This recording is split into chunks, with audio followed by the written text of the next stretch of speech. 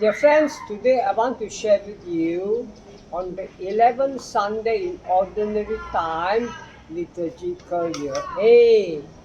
The readings today tell us that God calls us to become His people and God calls us to become His apostles. This is because God loves us. The first reading is taken from the book of Exodus.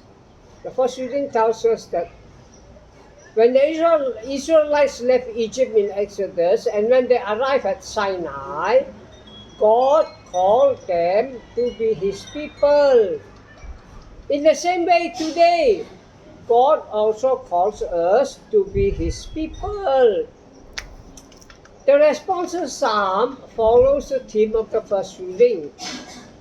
The responsorial psalm tells us that even before calling us to be His people, God created us to be His people. And that is why the response of the responsorial psalm, which is taken from the second stanza, we are His people, the sheep of His flock. We are His people, the sheep of His flock. The Gospel today is taken from St. Matthew.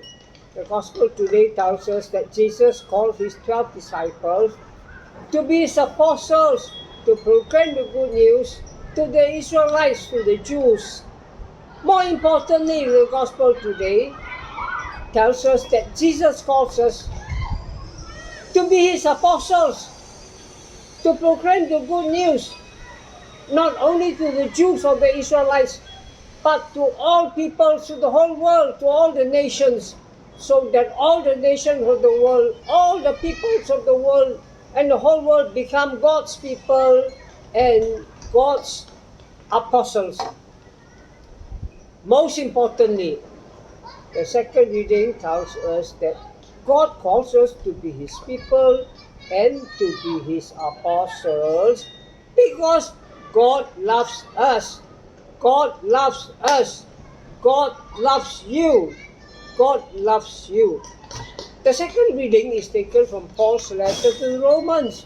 St. Paul tells us in the second reading that what proves that God loves us is that Jesus died for us when we were still sinners. It is very hard even to die for the good man.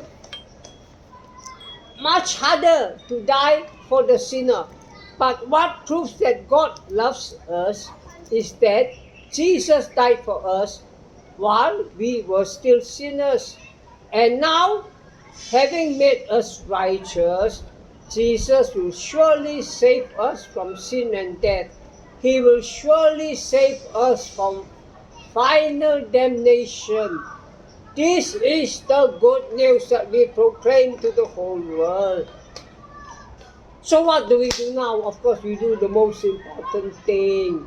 We celebrate the Eucharist. We celebrate Christ's death and resurrection. Eat His body, drink His blood. And the risen Lord will give us the Holy Spirit.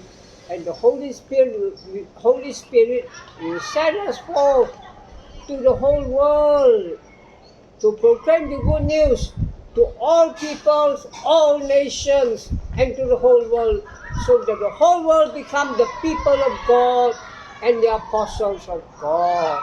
This is the good news. With this, I wish you all a happy and a blessed Sunday. God bless you.